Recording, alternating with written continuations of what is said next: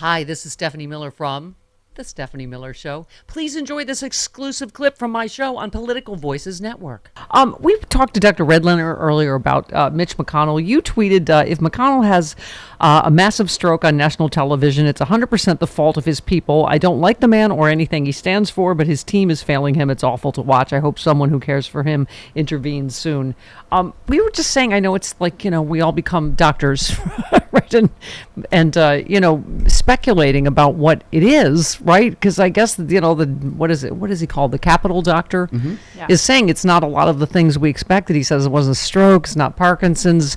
I guess they're saying the concussion, I guess can cause the freezing, but I don't know. See, this is the thing. People came back and they were like, why isn't it Mitch McConnell's fault? He doesn't want to talk about his health. He doesn't want to step down. He doesn't want to do this. If anything has really happened to his brain, if he's having TIAs, he's not conscious enough to understand what's going on in his brain.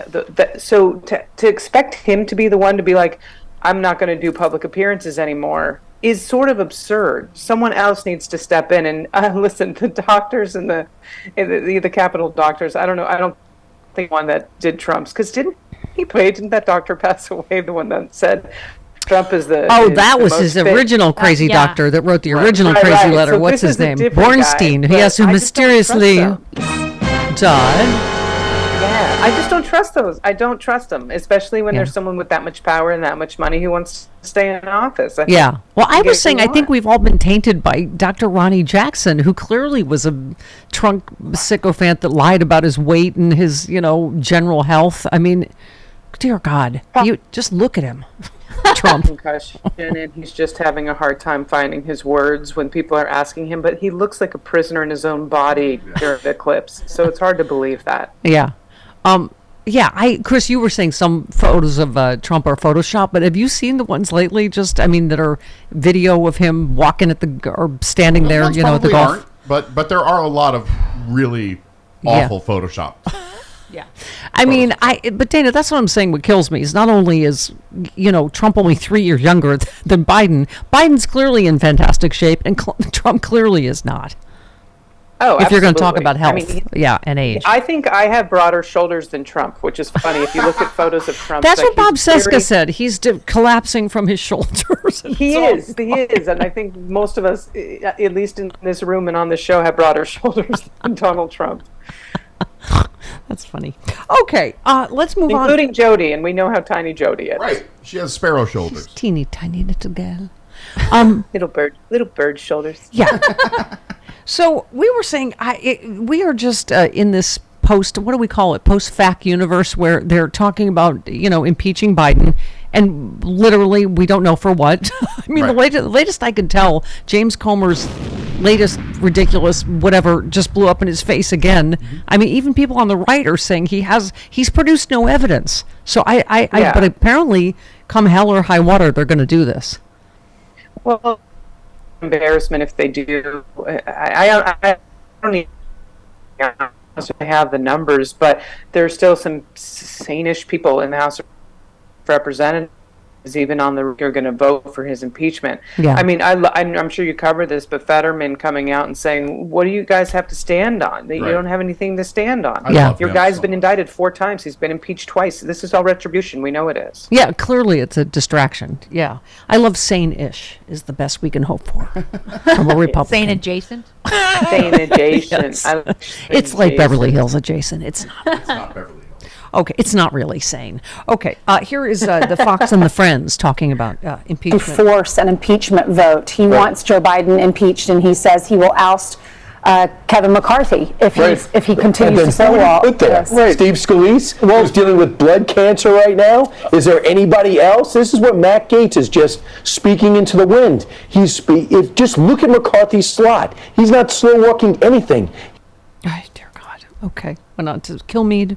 Must we? Have Matt Gaetz pick up the phone and call some moderate Republicans and see if he can switch to his side. McCarthy would be more than happy to let him do that. Well, this is not the first impeachment push we have seen with this Republican Congress. Lauren Boebert, the Republican from Colorado, did it back in June. I think over the border, and where did that go? That wound up. Those articles of impeachment wound up in a committee where they are sitting.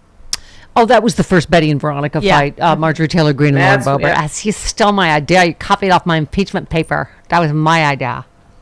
If you Called her a recall. little bitch on the floor. Yeah, and then she called her a little bitch. Okay. One more. Ainsley.